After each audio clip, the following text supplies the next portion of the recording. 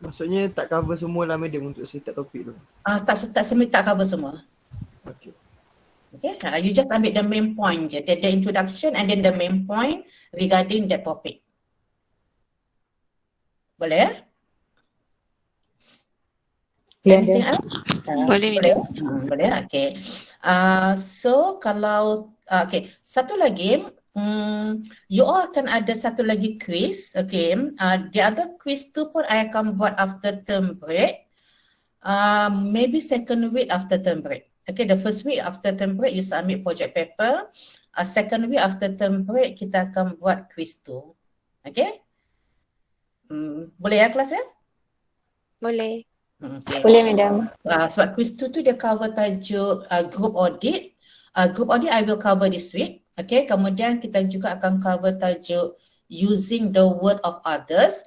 Tapi using the word of others, I tak akan bagi lecture. You all baca sendirilah sebab dia pendek saja.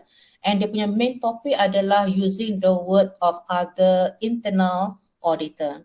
Okay, using the word of other auditors, I will cover dalam tajuk group audit because that one adalah part of the tajuk group audit lah. So, sebenarnya using the word of other auditors tu dia ada dua ya, satu dekat dalam tajuk group audit dan satu lagi dalam tajuk using the word of others. Okay, tetapi I will cover dalam tajuk group audit. Using the word of others other than using the word of other auditor, you all baca sendirilah.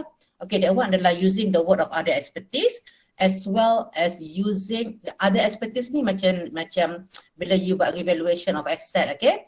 Ataupun kadang-kadang you guna other expertise, for example like diamond expert, architect, okay, quantity surveyor, you might use the word of other expert, okay. The reasons why I tak cover, satu, you dah belajar that topic dalam first audit paper, and another one adalah that one is not examined dalam final exam, okay. So that's why kita akan kita just masukkan dalam quiz, so that part you kena baca sendirilah, okay. The material ada bagi kat you all using the word of others, okay. Boleh, is it clear class? Boleh ya? Okay. So today ada question lagi tak nak tanya sebelum I buka slide? Tak ada ya? Tak ada, madam. Okay, boleh ya? Okay. So today kita tengok tajuk group audit report. Audit report.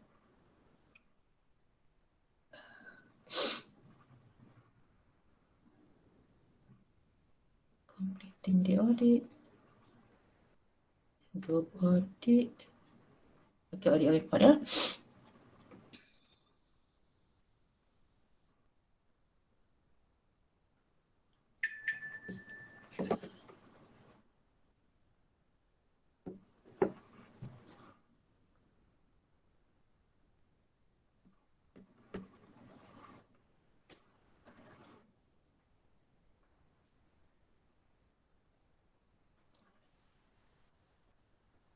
Sekejap ya kelas ya.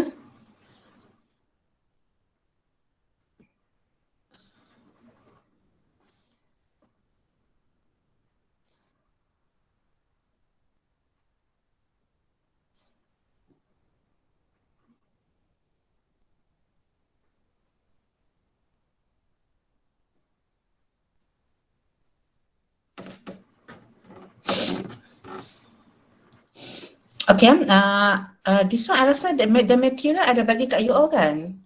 Okay, so kita pergi very fast this topic sebab tajuk ni you dah belajar dalam first audit paper. Okay, so now kita nak tengok this topic kita nak tengok about the types of audit report lah. Okay, the types of audit report kat sini kita akan tengok audit report and the basic elements of the audit report. And the type of audit report, kita ada two types of audit report, unqualified opinion and qualified opinion, okay. Kalau you tengok soalan exam, kadang-kadang dia guna perkataan unmodified and modified. And lately ni kalau you tengok banyak textbook ya, dia dah tak guna perkataan, some of the textbook sekarang ni dia tak guna perkataan unqualified anymore lah. Dia more kepada perkataan unmodified and modified. Basically dia lebih kurang sama juga ya. Unmodified meaning that audit report tu tak without modification. Without modification maksudnya audit report tu clean and clear audit report. Okay, clean audit report lah. Meaning that there is no tak ada misstatement ataupun there is no material misstatement. Okay, when we issue the audit report ataupun kita kata the financial statement show true and fair view. Itu maksud unmodified audit report. Okay, kalau modified audit report ada modification dalam the audit report. Okay, it's due to the certain factors lah. Okay, nanti kita akan tengok later on what are the factors that contribute kepada the auditors issue modified audit report. Okay, so this one adalah basically audit report adalah the final stage in the audit process. Okay, dalam audit process kita akan start dengan planning. This one ada discuss dengan you all kan. Kita start dengan audit planning. Selepas audit planning kita akan, sebelum tu kita buat pre-plan dulu kan. Pre-planning. Pre-planning ni macam bila you nak decide sama ada you want to accept or not the appointment. Okay, so selepas kita buat pre-planning, you dah issue engagement letter, so kita akan start dengan audit planning. During this audit planning lah you akan assess the client punya audit risk sama ada the risk is high or not. Okay, so that's why kita come out dengan audit risk model. Okay, then you akan start dengan you punya preliminary judgment ataupun you punya preliminary evaluation on the materiality level. Ingat ya, sebab materiality level, mula-mula kita akan set dulu the materiality level. As we conduct the audit, we might change our materiality level sama ada kita naikkan ataupun kita reducekan the materiality level. Okay, so selepas kita buat audit planning, kita akan accumulate the audit evidence. So macam mana you accumulate audit evidence, kita akan buat test of control. TOC ni adalah test of control dan juga kita akan buat substantive test. Okay, substantive test kita ada 3. Kita ada test of transaction, test of balances as well as the analytical procedures. Okay, so this one pun ada ulang, I dah mention benda ni kat you all dalam last lecture. Okay, so the last one adalah we need to communicate the result kepada shareholders of the company. Okay, the last one, kita akan issue the audit report. Basically, the audit report adalah written communication of our findings to the shareholder. Okay, bukan saja shareholder yang interested dengan our audit report, tetapi other parties ataupun other third party juga might use the audit report for their own decision lah. Okay, for the example like bankers, creditors, okay, investors, potential investors and so on. Okay, and then to avoid confusions to the reader, it is important for the auditing profession to adopt conventional and uniform wording. Kalau you baca audit report, dia punya wording adalah sama. Between one audit firm and another audit firm, kita guna wordings yang sama bila kita express our opinion on the financial statement. And then the format of the audit report adalah sama. Bukan saja bila you compare between one firm and another firm, tetapi bila you compare antara countries pun, they come out dengan the same wording and the same format. You compare Malaysia, UK, US, Burma, Thailand, Papua New Guinea ataupun negara Afrika and so on, semuanya guna the same wordings. Okay, kenapa? Sebab kita nak avoid confusions among the readers, meaning that kalau ada investor daripada luar datang to invest in your country ataupun you daripada Malaysia you nak invest in other country, you based on the audit report, bila you baca audit report you faham the content of the audit report. That's why penting untuk profession body. So bila kita issue audit report, kita akan guna conventional ataupun kita akan guna uniform wordings. Okay, so audit report ni kita ada 8 elements yang ada dalam audit report. Okay, kita ada report title, address. This one I tak perlu cover detail dengan you all kan, sebab yang I nak penting kat sini adalah I nak tengok kat sini je lah opinion paragraph. Okay, tapi we just have a look sikit ya. Kita ada report title, addressee, introduction paragraph, scope paragraph, opinion paragraph, name and signature of the auditors. Okay, the name and signature of the auditors adalah the name of the audit partner. The partner yang handle ataupun yang in charge that client, dia akan sign that audit report. Okay, Kalau you kerja esok-esok, nanti you akan notice that some of them they are not qualified. Okay, tapi dia ada experience conduct the audit. Okay, kenapa dia orang tak qualified? Kadang-kadang due to the qualification lah. Some of them maybe dia orang dapat degree daripada UK. Okay, dia tak dapat professional qualification macam ACCA and so on. Okay, sometimes they might join the audit firm, tetapi sebab dia tak JPA macam MIA tak recognize dia punya qualification, so that dia tak boleh jadi MIA members. Sebab bila you tak boleh jadi MIA members, you cannot sign the audit report. Okay, so kalau you practical later on bila you kerja lah esok ya, ataupun bila sekarang masa you buat practical hari tu pun, maybe some of you dah experience this one. Okay, maybe some of them they are not the MIA members, and then bila dia buat, tapi dia buat kerja-kerja audit. Okay, so that apa yang dia buat adalah dia akan minta kawan dia yang ada license MIA members to sign the audit report. Sebab kalau you tak ada, you are not the MIA members, tak dapat recognition daripada MIA, you cannot sign the audit report. Okay, so normally dia adalah, faham ya kelas ya? Normally dia adalah the audit partner. Okay, kemudian the date of the audit report ni penting. This one kita akan belajar detail dalam tajuk completing the audit. The date of the audit report adalah the last day of your responsibility. Okay, basically bila kita dah siap kerja-kerja audit, kita akan buat satu meeting dengan BOD, dengan Board of the Directors, okay, untuk kita sign the audit report. Pada hari yang sama, di BOD ataupun the Directors akan issue representation letter.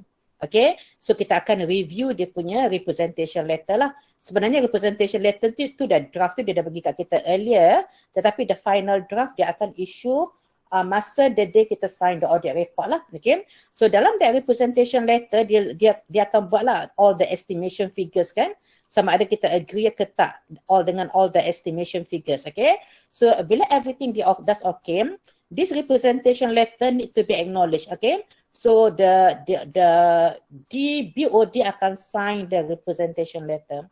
Okay, no, meaning that dia aware dengan ataupun dia agree dengan all the figures, estimation figures yang dia masukkan dalam financial statement. Okay, and then dalam that representation letter juga dia akan state clearly lah, it is their responsibility to prepare the financial statement and to ensure that the company have a good internal control system. Okay, so selepas dia sign this representation letter, barulah auditor kita akan sign kita punya audit report. Normally auditor tak akan sign the audit report sehingga kita dapat representation letter yang dah di-sign oleh BOD lah. Okay, so lepas you sign the audit report tu, you kena taruh the date when you sign the audit report. Kenapa penting? Because that one adalah the last date of your responsibility. Because our responsibility adalah sehingga kita sign the audit report. Selepas kita sign the audit report, if anything happen dalam financial statement ataupun benda tu ada misstatement tetapi kita discover after we sign the audit report, okay, so that one adalah is not our responsibility anymore. Faham ya kelas ya? Boleh ya? Okay, kadang-kadang kat sini you dah buat kerja-kerja audit kan? Kat sini you sign audit report, okay? Tetapi bila macam a few days before you nak sign audit report, you discover ada material misstatement. Okay? So kalau macam tu, as long as benda tu berlaku sebelum you sign the audit report, it is still your responsibility. Okay? Tetapi after you sign the audit report, kalau you discover anything ataupun the management discover any material misstatement, it is no more our responsibility. Itu penting ya. Kenapa? You kena letakkan the date of the audit report. Faham ya? The last day of your responsibility. Boleh faham kelas? Faham, Madam. Okay, kemudian kita letakkan the name of the audit firm dengan address. Kenapa you kena letakkan address? Sebab some of the audit firm, dia ada branches in different location. So kita nak tahu which branch yang handle that client. Okay? Okay, now kita tengok, this one I tak nak pergi detail tapi I pergi very fast. I hope you all boleh faham. Sebab benda-benda ni you dah belajar dalam your first paper, okay? So the first element of the audit report adalah report title. Report title adalah auditor's report lah, okay? Sebab kenapa kita ada report title? Sebab this audit report kita akan masukkan dalam annual report. Dan dalam annual report tu some client, kalau klien tu besar macam TNB, Sundarbi, dia punya audit report very thick. Bukan audit report, annual report dia tebal sangat ya. So dalam annual report tu juga ada chairman report, BOD report, CEO report, bla bla bla report lah. So kita nak distinguish between audit report and other reports lah, okay. Addressee kepada siapa kita addresskan di audit report. Normally kita akan address kepada members of the company. Dan kalau you tengok sekarang ni, dia bukan saja address kepada members, tetapi dia juga address kepada directors of the company. Okay, kemudian the third element kita ada introduction paragraph. Dalam introduction paragraph, the first paragraph of the audit report, okay. Nanti lepas ni, I nak you cuba dapatkan satu contoh audit report. Okay, and then you just baca sekali lalu the audit report tu ya. Kemudian kita ada introduction paragraph. Dalam introduction paragraph tu kita just mention yang it is our responsibility to audit the financial statement lah. So basically our responsibility adalah to express opinion on the financial statement. And the financial statement tu cover apa? Normally akan cover income statement, balance sheet. Dia ada 5 elemen ya. Income statement, balance sheet, notes to the account, cash flow statement, as well as statement of changes in equity. Okay. So other than that is not our business lah. Our business cuma kepada all those 5 elements. Okay. So introduction paragraph, kemudian kita ada scope paragraph. Dalam scope paragraph tu kita just explain kepada users, okay, what is our responsibility? Apa yang kita buat when we conduct the audit. Okay, for the example, like when you conduct the audit, we need to follow the requirement of international standard on auditing. Okay, so those standard requires us to plan and then to plan the audit and perform the audit to obtain reasonable assurance about whether the financial statement are free of material misstatement. Okay, dia punya wordings might be slightly different lah. Okay, tetapi more or less the same. Okay, so bila kita buat audit, is include examining on the test basis. You akan buat some test basis. You akan accumulate the evidence to support any amount and disclosure. Kalau ada disclosure dalam notes to the account, you kena check dia punya supporting document. Okay. The audit also include assessing the accounting principle. Kita juga akan assess dia punya accounting principle as well as the accounting policy adopted by our client, and then significant estimated made by the management. Okay, significant estimated ni kita nak kena tahu lah what are the policy and procedures that being used by management when they come out dengan estimated figures. And all these estimated figures, dia kena state clearly dalam dia punya representation. Dalam representation letter, okay. As well as evaluating, you juga kena evaluate the overall financial statement presentation. You kena ensure ataupun you kena evaluate bila client to present the financial statement, they follow the requirement of FRS lah. Okay, kalau dia prepare consolidate, kalau client tu adalah a group company, dia kena prepare account 2. Satu adalah dia punya account as well as another one adalah account for the group. Okay. And the last sentence adalah, we believe that our audit provide a reasonable basis for us to issue our opinion on the financial statement. Okay. Itu adalah scope paragraph. Okay, next one adalah opinion paragraph. Okay, dalam opinion paragraph adalah kat sini I nak you all baca a little bit on KAM ya, key audit methods. Okay, so key audit methods, the notes I dah bagi kat you all. Okay, so dalam opinion paragraph adalah auditor akan express dia punya opinion on the financial statement. Sama ada the financial statement show true and fair view or not. Okay, bukan saja you express your opinion on the financial statement, you juga kena beritahu lah sama ada you obtain all the information and explanation as and when you required daripada client as well as daripada subsidiary company kalau dia adalah group company lah. Okay. Satu, your opinion on the financial statement. Nombor dua adalah sama ada you obtain all the information and explanation. Okay. Dan sama ada you obtain all the documents ataupun you boleh access kepada all the documents. Tiga. And number empat, biasanya you akan juga mention sama ada in your opinion, when they prepare the financial statement, they follow the requirement of accounting standard. Okay. So that one adalah opinion paragraph. Okay. Kemudian kat sini apa benda ni? Okay. Okay. Kemudian elemen number 4 adalah name and signature of the auditor. Okay. Nama auditor tu normally adalah audit partner. Okay. Kemudian adalah date of the audit report. Date of the audit report adalah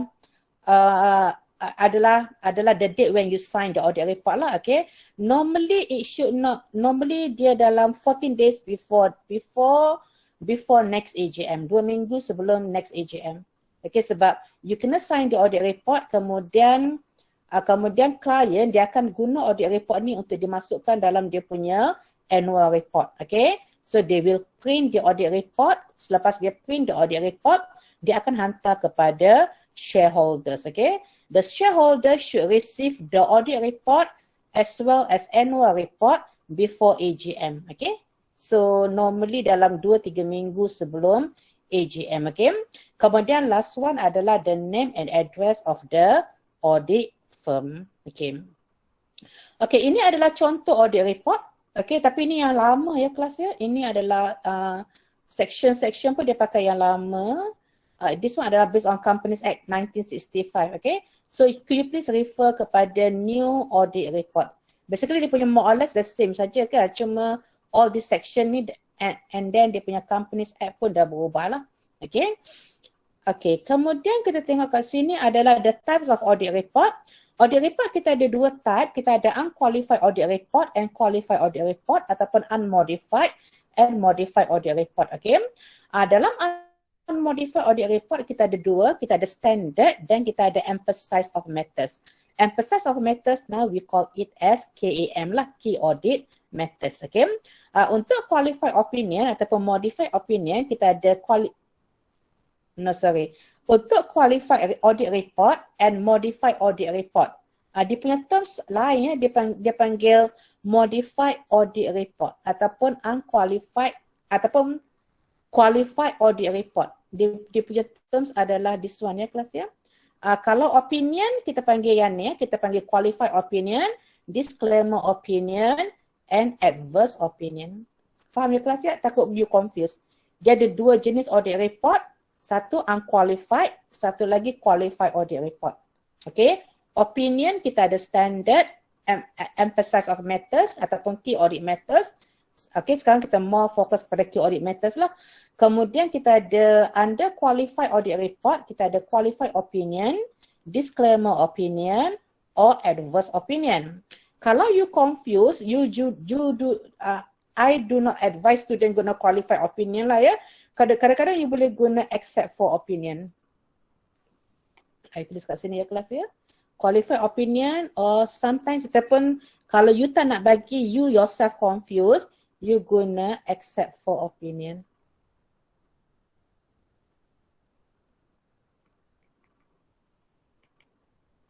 Okay. Sekarang apa yang kita nak emphasize adalah kita nak tahu the type of audit report. Sebab dalam soalan nanti, dia akan bagi scenario. So based on that scenario, you need to determine sama ada you nak issue unqualified audit report ataupun qualified audit report. So kalau you nak issue qualified audit report, the type of audit opinion that you will need to issue. Sama ada except for opinion, disclaimer opinion ataupun adverse opinion. Kalau you nak issue unqualified audit report, sama ada kita issue standard unqualified opinion ataupun emphasize of matters. Okay. So this one I nak you all baca nanti. I tak nak pergi detail sebab all this one you all dah belajar ni ya. Tapi I just ada buat sikit diagram tapi sorry lah I tulis tangan aja. Nanti I akan share dengan you all. Okay? This one. Boleh nampak ke kelas? Boleh, Madam. Okay. So audit report kita ada dua. Satu adalah unmodified audit report and modified audit report. Apa maksud unmodified audit report? Dia adalah clean and clear audit report lah. Okay, there is no material. As far as we concerned, there is no material misstatement. Ataupun kita kata, the audit report show true and fair view. Ingat ya kelas, bila kita kata show true and fair view, maksudnya ada misstatement. Tetapi as far as we concerned, the misstatement is not, as far as we concerned, kejap. Kenapa nak padamkan ni tak dapat? As far as we concerned, the misstatement is not material. Okay. Bawah unmodified audit report, kita ada standard unmodified audit report yang biasalah. Kemudian kita juga ada emphasis of matters. Okay. Emphasis of matters ni now kita panggil sebagai KAM lah, Key Audit Matters. Sekarang kalau ikut new MRA punya guideline, semua audit firm dia kena buat key audit matters. Dia kena highlight some issue ataupun the relevant issue dalam notes to the account. They need to highlight it dalam audit report. That one kita panggil sebagai key audit matters lah. You kena identify mana yang penting yang ada dalam notes to the account. Kita akan highlightkan dalam kita punya audit report. Okay, so nanti you all baca what is key audit matters and then dia tak banyak, page dia sikit saja. I rasa I dah share dengan you all material dia. Kalau I belum share, you just let me know, okay? Okay, normally benda-benda yang kita highlight dalam emphasis of matters adalah kalau ada benda-benda yang issue due to the going concern issue. Okay, katakanlah bahawa company tu ada going concern issue. Okay, let's say kalau macam mana you nak tahu company tu ada going concern issue, for the example, let's say they have liquidity problem, okay, not be able to pay the debts, okay, ataupun dapat loss memanjang, tak dapat profit lagi, okay. So without dia punya ability to continue as going concern, ataupun tak ada punya loss of major supplier, ataupun drastic changes dalam the industry, and then the company ataupun the client not be able to cope dengan those changes, okay. So kita rasa macam company ni maybe tak boleh nak survive, okay. Jadi benda tu dah ada sebenarnya dalam notes to the account. Kita dah, company tu dah highlight dalam dia punya notes to the account lah. Bukanlah dia highlight yang dia tak boleh nak survive kan, tapi dia kena highlight yang dia punya macam dia punya debt ratio very high ataupun dia punya liquidity ratio dia very low, okay. So kat situ adalah one the symptom ataupun indication yang company tu tak boleh not be able to survive in future ataupun in the next 12 months, okay. Jadi apa yang auditor kena buat adalah kita akan extract those point, kita akan masukkan dalam kita punya audit report. For example, kita ada issue, kita punya opinion, kat bawah tu kita letaklah additional paragraph, okay. Kita kata, okay, referring to notes number XX, the company current liability is more than current asset, okay. Berapa persen? Katakanlah bahawa company dia punya liquidity ratio adalah 0.6 and the company punya debt ratio adalah let's say 65%. Very high lah kan? So we doubt about the company ability to continue as going concern. Sebenarnya tak ada masalah dengan company tu ya. Tak ada material misstatement. Cuma kita nak highlight certain issue kepada shareholders. Okay? Ataupun katakanlah bahawa company tu kena sue, the client kena sue by the third party and then the amount adalah substantial. Okay? Pun samalah juga. So you boleh highlightkan the issue dalam kita punya audit report. Okay? Laju sangat Kak I cakap ni? Boleh ya? Boleh, Madam. Boleh ya? Okay. Kemudian kalau another issue adalah kalau ada significant uncertainty. Significant uncertainty tu for example like kalau ada court case lah. Okay. Ataupun contingent liability is very high. Okay. Macam contingent liability tu nanti kita akan belajar detail what is contingent liability. Okay, anyway you dah belajar kan. Macam contingent liability tu macam kita dah allocate contingent liability sama ada is it sufficient or not. Okay, so that one kita akan highlightkan dalam our audit report. Okay, sometimes it's due to the inherent limitation. Inherent limitation, for example, ada some limitation dalam financial statement. Okay, for the example, katakanlah bahawa, macam mana example dia ya? Let's say, katakanlah bahawa company tu ada unusual transaction between the client dengan other company in other country. Okay, so kenapa I guna other company in other country? Because other country they might have different accounting principle. Okay, might be slightly different dengan our accounting principle. Okay, and then dalam kita punya accounting standard tak mention benda tu macam apa yang kita kena buat. Okay, so maybe dia tak follow kita punya accounting principle, tetapi we agree dengan dia. Kita rasa that's the best yang the client boleh buat lah.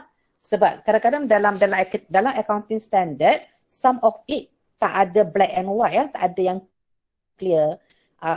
Especially kalau melibatkan other country. Okay, that's why kita ada transnational audit and so on. Okay, jadi that one pun you boleh masukkan dalam, that one dah kena masukkan dalam notes to the account ya, dan you boleh highlightkan dalam kita punya audit report. Faham ya kelas ya? Okay, so those are the situation lah. Kita buat apa yang you boleh masukkan dalam you punya audit report. Boleh? Boleh faham ya? Faham, Madam. Ya.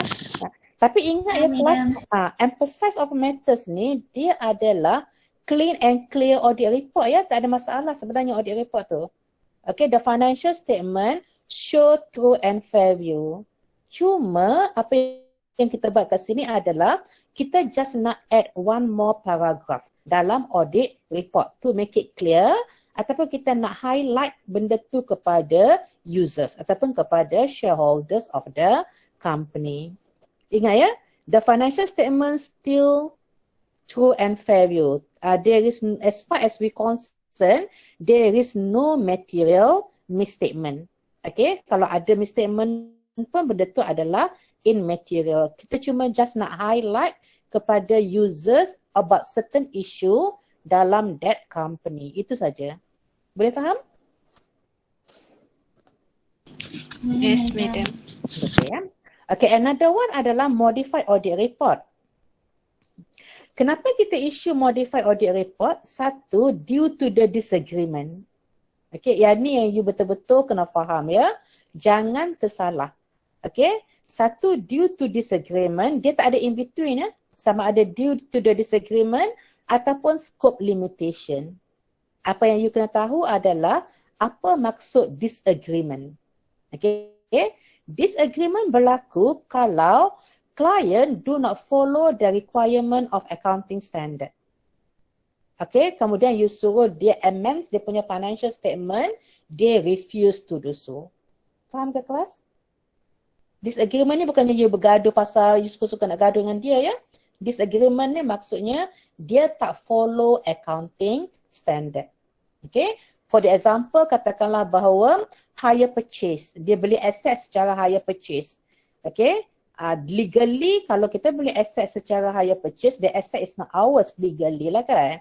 Tetapi dari segi accounting point of view, walaupun you beli dari hire purchase, tetapi the asset is our asset.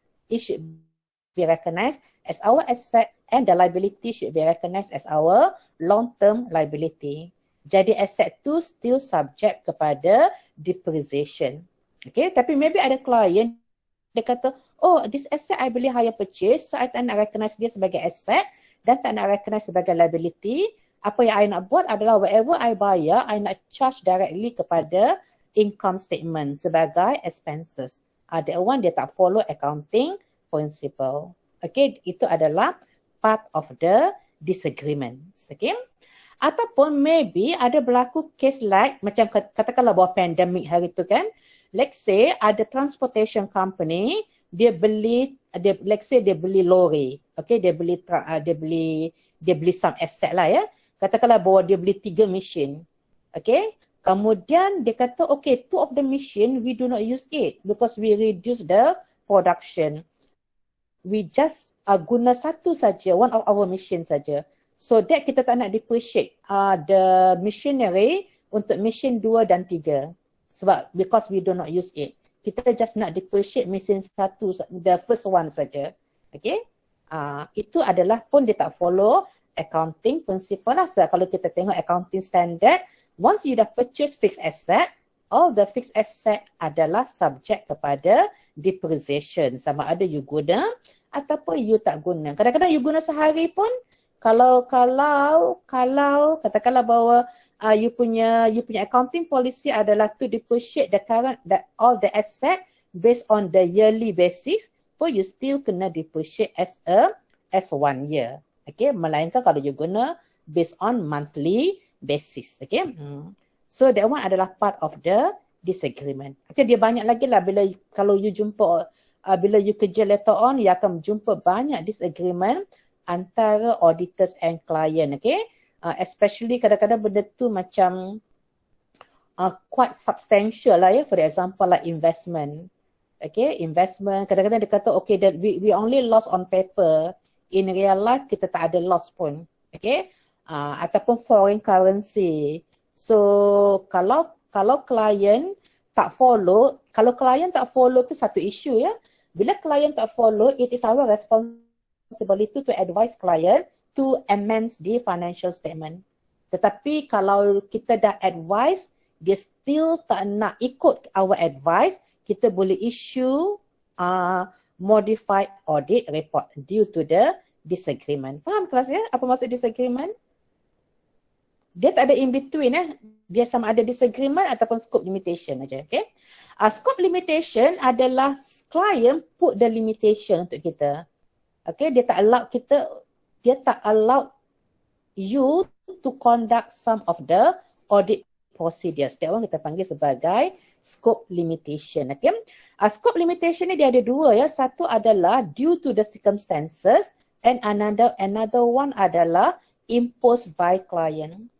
The example of imposed by client, katakanlah bahawa you nak cuba dapatkan confirmation daripada debtors, creditors, bank. Okay?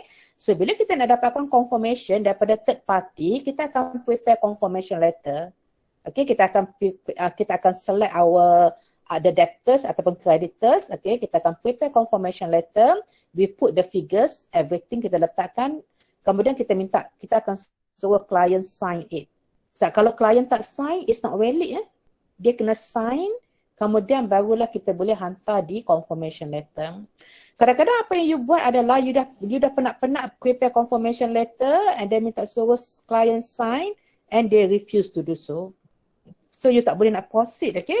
Yeah, that one adalah part of the scope limitation. Okay? Ataupun client conduct physical stock take and then they do not allow you to observe the physical stock take. Okay? Ataupun you nak pergi visit client punya branch. Okay? You nak buat macam kadang-kadang kalau client tu branch dia banyak, kita tak boleh nak audit serentak kan? Kita akan buat on rotation basis, okay? But client do not allow you to do so, okay? So that one juga termasuk dalam scope limitation. Scope limitation ni adalah anything yang client impose kepada you. Client do not allow you to conduct some of the audit procedures, okay? Boleh faham kelas? Faham, Madam. Kalau due to circumstances, you tak boleh buat benda tu sebab due to the certain factors. Yang macam kita tak boleh nak control. Client cannot control, you pun tak boleh nak control, okay? For the example, katakanlah bahawa client nak buat stock take dekat Kelantan, lepas tu you dah agree dengan client, okay, we are going there dekat Pantai Timur untuk buat stock take certain date, okay? Sekali masa hari you nak buat tu tiba-tiba banjir. Okay, banjir macam you tak boleh pergi ke sana. There is no way for you to go to the warehouse. Okay, tapi kat warehouse tu tak ada masalah. Okay, so they still continue dengan stock take. Cuma kita tak boleh nak present ourselves there. Okay, that one kita panggil sebagai due to circumstances. Okay. So basically kalau imposed by client, dia lagi berat lah as compared to the due to circumstances. Okay. Boleh faham kelas? Boleh ya? Boleh, Madam. Boleh, Madam. Sekarang kita nak tengok the type of opinion yang kita nak issue.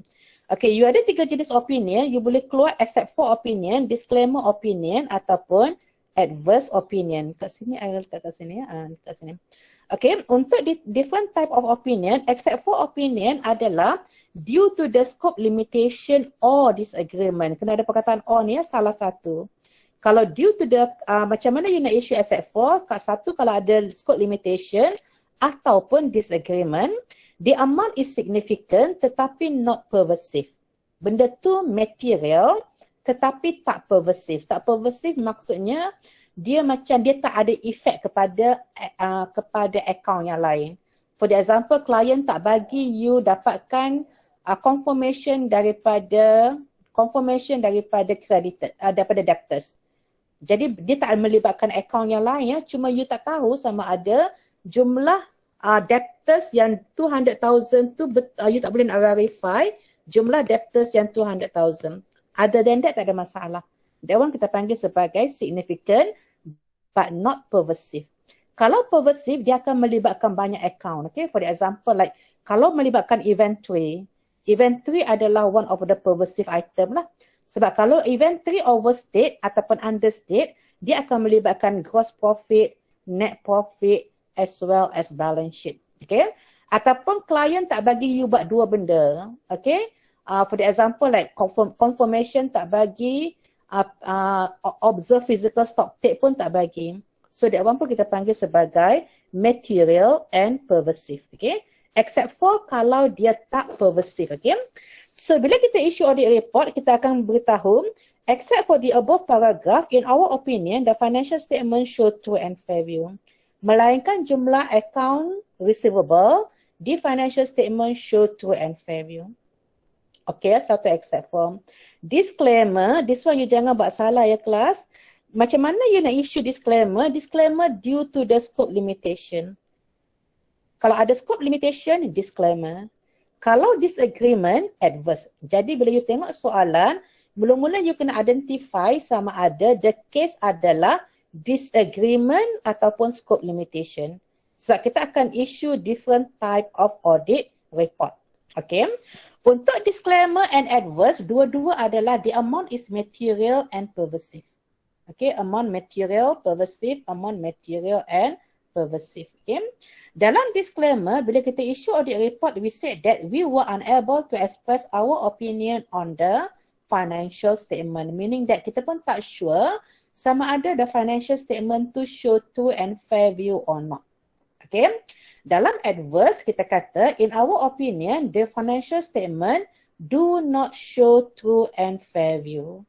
Okay, so kita macam clear lah. Sebab kenapa? Sebab dia due to the disagreement ya, company tu, the client tak follow the requirement of accounting standard. Jadi the financial and the amount is material and pervasive. Okay, jadi the financial statement do not show true and fair view. Faham ya kelas ya? Faham, Madam. Jadi dalam exam nanti, sebab benda ni bila dia keluar exam, dia markah dia you akan senang dapat markah dan senang hilang markah. Sebab dia tak ada markah in between. Okay? Especially bila you nak beritahu sama ada you nak keluarkan except for, disclaimer ataupun adverse. Okay? Sebab dia memang clear cut. Disclaimer ataupun adverse. Except for ni you boleh beritahu. Normally bila you bagi jawapan, you kena beritahu step by step lah ya. Katakanlah bahawa kalau you rasa benda tu material but not pervasive, boleh issue except for opinion. Kalau you rasa benda tu material and pervasive, you kena tengoklah kalau sama ada is due to the scope limitation ataupun due to disagreement. Okay, so we should issue disclaimer ataupun we should issue adverse audit report. Okay. So itu saja untuk tajuk ni. Kemudian sekejap ya kelas ya. Okay. Kat sini you boleh baca sini ya kelas ya. Kat sini dia explain lagi. Standard unqualified opinion. Okay, this one adalah the situation where we boleh issue standard unqualified opinion.